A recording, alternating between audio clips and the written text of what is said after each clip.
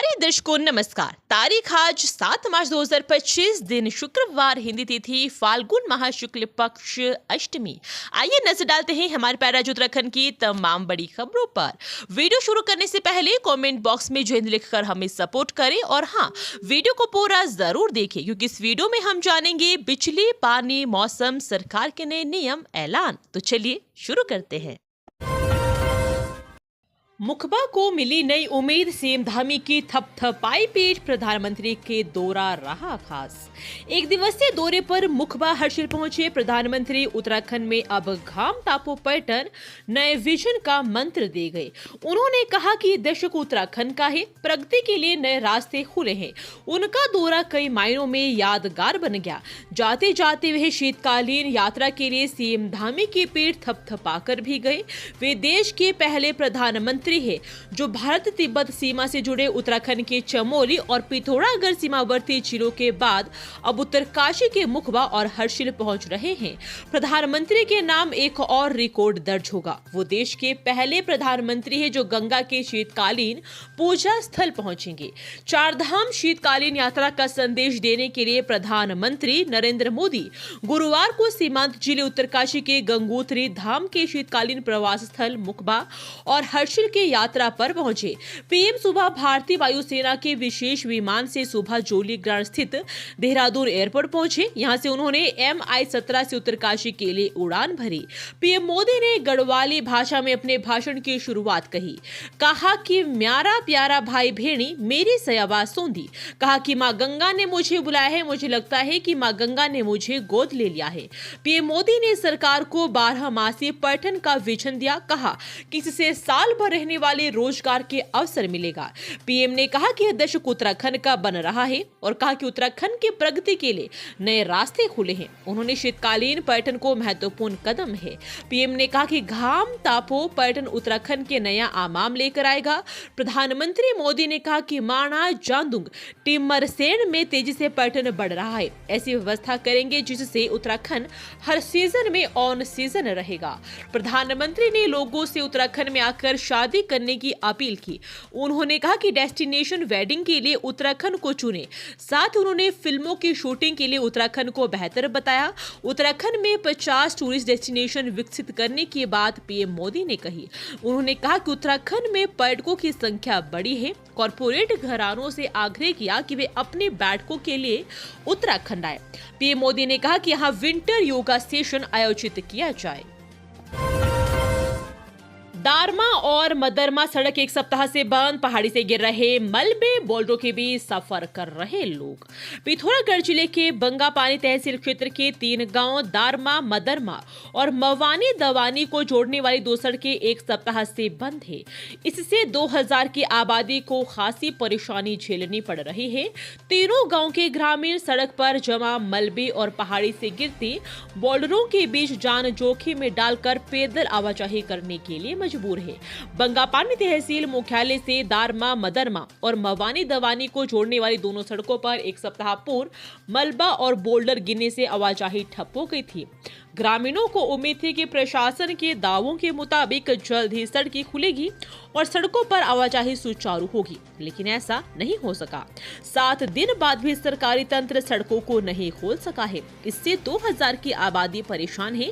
वाहनों की आवाजाही ठप है और ग्रामीणों के साथ ही विद्यार्थी मलबे के बीच पैदल सफर करने के लिए मजबूर है। होली के रंग में रंगा अल्मोड़ा बाजार, अबीर, गुलाल और चिप्स की सजी दुकानें, महिलाओं ने शुरू की खरीदारी। होली पर्व नजदीक आते ही अल्मोड़ा के बाजार सज गए हैं। दुकानों पर होली के कपड़े, गुलाल और अन्य सामानों की खरीदारी के लिए लोग आने लगे हैं। रंग पड़ने के बाद ग्राहकों की भीड़ बढ़ने की कारोबारी उम्मीद जता रहे हैं। रंगों का पर्व होली नजदीक है और नगर के लाला बाजार, चौक बाजार, कारखाना बाजार, कचहरी बाजार, थाना बाजार, पलटन बाजार, धारानोला समेत अन्य बाजार होली के रंग में रंग चुके हैं। बाजार में दुकानों पर अबीर, गुलाल और रंगों की कई वैरायटी उपलब्ध है जो लोगों की होली को रंगीन बनाएगी। होली के कपड़े भी सजे हुए हैं। कैंची धाम में रिलायंस जियो के ग्राहकों के लिए अच्छी खबर, जियो ने लॉन्च की 5G सेवाएं। निजी मोबाइल डेटा नेटवर्क रिलायंस जियो ने उत्तराखंड के कैंची धाम में अपनी अत्याधुनिक 5G सेवाएं शुरू कर दी है। कंपनी ने आज यहां कहा कि इससे पूर्ण राज्य में डिजिटल कनेक्टिविटी और सशक्त होगी। जियो इस क्षेत्र में 5G सेवाएं प्रदान करने वाला पहला और एकमात्र ऑपरेटर बन गया है। इसके साथ ही कंपनी ने यहां अपने 4G नेटवर्क को भी और अधिक मजबूत किया है ताकि ग्राहकों को बेहतर सेवा मिल सके। वहीं अब कैंची धाम आने वाले देश भर के जियो उपभोक्ता निर्बाध रूप से जियो के हाई स्पीड 4G और 5G नेटवर्क का लाभ उठा सकते हैं, जिससे डिजिटल कनेक्टिविटी और संचार के असीमित अवसर खुलेंगे। जियो 5G सेवाएं स्थानीय निवासियों, तीर्थयात्रियों, पर्यटकों, व्यापारियों और छात्रों के लिए नई संभावनाएं उत्पन्न करेगी। उत्तराखंड में जियो की मजबूत उपस्थिति देहरादून से लेकर भारत तिब्बत सीमा के पास स्थित अंतिम भारतीय गांव माणा तक फैली हुई है। जियो का व्यापक नेटवर्क 4 धाम श्री केदारनाथ धाम की यात्रा मार्ग और 13,650 मीटर की ऊंचाई पर स्थित पवित्र श्री हेमकुंड साहिब गुरुद्वारे तक सेवा प्रदान करता है। इस क्षेत्र में जियो 5G सेवा के लॉन्च के साथ स्थानीय निवासी अब जियो एयर फाइबर सेवा का भी लाभ उठा सकेंगे। नई आबकारी नीति, ठेकों के नवीनीकरण और आवंटन की तारीखें घोषित। 7 मार्च से शुरू होगी प्रक्रिया। वित्तीय वर्ष 2025-26 के लिए नई आबकारी नीति के तहत राज्य भर में शराब की दुकानों के नवीनीकरण और आवंटन प्रक्रिया शुरू करने की तारीखें तय कर दी गई है। सभी देशी और विदेशी शराब की खुदरा दुकानों के लिए नवीनीकरण की प्रक्रिया 7 से 16 मार्च तक चलेगी। नवीनीकरण प्रक्रिया पूरी होने के बाद यदि कोई दुकान शेष रहती है तो उसकी आवंटन प्रक्रिया लॉटरी से होगी, जिसका आवेदन 19 से 21 मार्च तक होगा।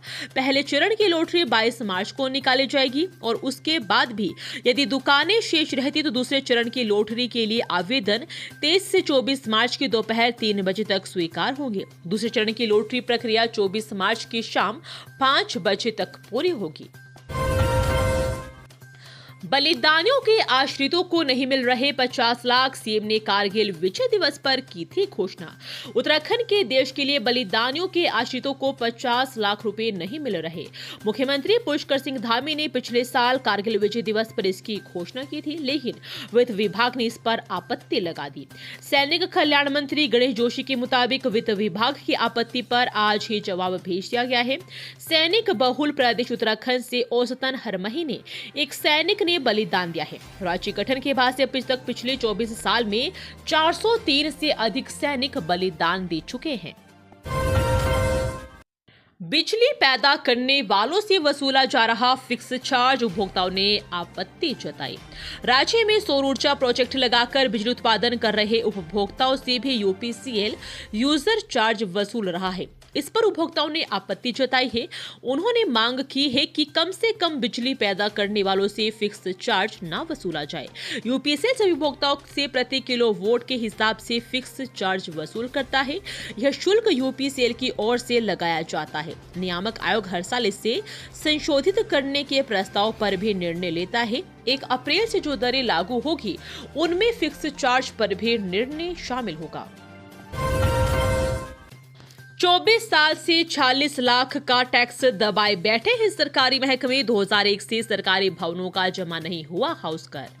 अपनी आय बढ़ाने के लिए जूझ रही खटीमा नगर पालिका को सरकारी विभागों से ही सहयोग नहीं मिल पा रहा है। सरकारी विभागों को खटीमा नगर पालिका को 46,54,629 रुपए भवन कर के रूप में चुकाने हैं। हैरानी की बात यह है कि यह भवन कर पिछले करीब 24 सालों का है। इन बकायेदारों में राज्य सरकार के भवनों के अलावा केंद्र सरकार के कार्यालय भी शामिल है। वित्तीय वर्ष 2024-25 को खत्म होने में अब कुछ ही सप्ताह शेष है। ऐसे में खटीमा नगर पालिका का फोकस चालू वित्तीय वर्ष के पूरा होने से पहले भवन कर वसूली का लक्ष्य पूरा करने पर है। नगर पालिका के 20 वार्डों में करदाताओं की संख्या 2311 है। चालू वित्तीय वर्ष में मिले भवन कर के लक्ष्य 12,40,000 के सापेक्ष नगरपालिका 10,61,265 रुपए का भवन कर वसूल चुकी है। लेकिन सरकारी विभागों से भवन कर वसूल पाना नगरपालिका के लिए सिरदर्द साबित हो रहा है। सरकारी विभागों से भवन वसूल पाने में नगरपालिका पिछले करीब 24 सालों से असहाय है। दून अस्पताल में रोबोट से हो सकेगी जटिल सर्जरी, 35 करोड़ के होंगे आधुनिक उपकरण। दून मेडिकल कॉलेज एवं अस्पताल ने अब मरीजों की रोबोटिक सर्जरी की दिशा में कदम बढ़ा दिए हैं। यहां रोबोटिक उपकरणों की खरीद, मॉड्यूलर, ओटी और एआई उपकरण लगाने के लिए निदेशालय स्तर से टेंडर जारी कर दिया गया है। इस पर करीब 35 करोड़ रुपए खर्च होने का अनुमान है। इसके साथ ही दून अस्पताल रोबोटिक सर्जरी करने वाला उत्तराखंड का पहला सरकारी संस्थान बन जाएगा। ओटी बिल्डिंग में लगेगा सेटअप। निदेशक डॉक्टर आशुतोष सयाना ने शासन की अनुमति के साथ टेंडर की पुष्टि की। टेंडर के मुताबिक दून अस्पताल में ओटी बिल्डिंग के 5वें तल पर एचएससी को एक हॉल दिया जाएगा। वहां रोबोटिक उपकरण और मॉड्यूलर ओटी स्थापित की जाएगी। इसके अलावा भी तमाम आधुनिक उपकरण लगाए जाएंगे और सिविल वर्क भी किया जाएगा। इसके बाद सर्जरी, ऑर्थो, गायनी, यूरोलॉजी विभागों की जटिल सर्जरी रोबोट की मदद से हो सकेगी। गोविंद घाट में पुल गिरने से चिंता उभरी, कैसे होगी शादियां, प्रसव को लेकर महिला के सामने संकट।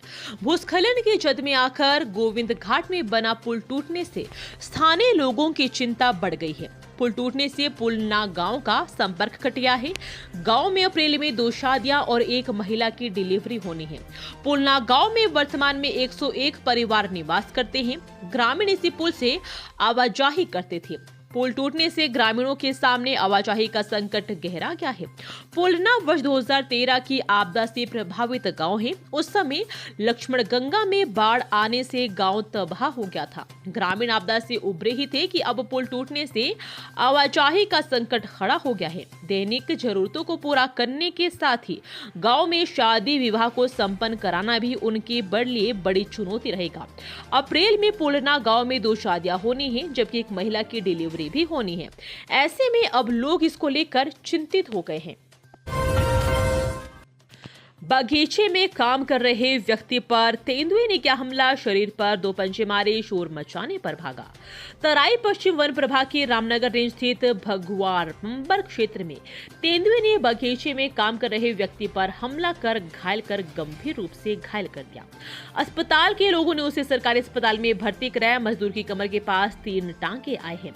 भगवा बंगर निवासी बहादुर राम 56 वर्षीय घर के पास स्थित बगीचे में काम कर रहा था। इस बीच घात लगाए एक तेंदुए ने उस पर पीछे से हमला कर दिया। तेंदुए ने उसके शरीर पर 2 पंचे मारे और बहादुर राम के शोर मचाने पर तेंदुआ जंगल में भाग गया। आसपास मौजूद अन्य लोगों ने आनन फानन में उसे सरकारी अस्पताल पहुंचाया। रामनगर रेंज के रेंजर जेपी डिमरी ने बताया कि घटना की जानकारी मिलते ही वन विभाग की टीम मौके पर पहुंच गई। ट्रैक्टर ट्रॉली ने बाइक को मारी जोरदार टक्कर, हादसे में मां बेटे समेत 3 की मौत, मचा कोहरम। उत्तराखंड के काशीपुर में भीषण हादसे की खबर सामने आ रही है, जहां एक ट्रैक्टर ट्रॉली ने बाइक्स को जोरदार टक्कर मारी। इस दौरान हादसे में मां बेटे समेत 3 लोगों की मौत की सूचना मिली है। इस घटना की सूचना मिलते ही मौके पर पहुंची पुलिस ने मृतकों के शवों को पोस्टमार्टम के लिए भेजा है। साथ ही पुलिस मामले की जांच में जुट गई है। प्राप्त सूचना के मुताबिक यह हादसा काशीपुर के कोंडा थाना क्षेत्र में हुआ है। यहां बाइक सवार युवक, उसकी मां और 12 वर्षीय भतीजे को ट्रैक्टर ट्रॉली ने जोरदार टक्कर मारी। इस दौरान हादसे में तीनों की मौके पर दर्दनाक मौत हो गई। बताया गया कि युवक अपने भतीजे को दवाई दिलाने के लिए काशीपुर स्थित एक निजी अस्पताल में जा रहा था। दरअसल युवक का 12 वर्षीय भतीजा पैरालिसिस से पीड़ित था। उसी का चेकअप करवाने के लिए अस्पताल जा रहे थे। इसी बीच ट्रैक्टर ट्रॉली की चपेट में आने से यह बड़ा हादसा हो गया। इस घटना की सूचना मिलते ही पुलिस ने मौके पर पहुंची और पुलिस ने मृतकों के शवों को कब्जे में लेकर पोस्टमार्टम के लिए भेज दिया है। ये थी आज की फटाफट खबरें। हम मिलेंगे अगले बुलेटिन में, तब तक के लिए धन्यवाद। जय हिंद।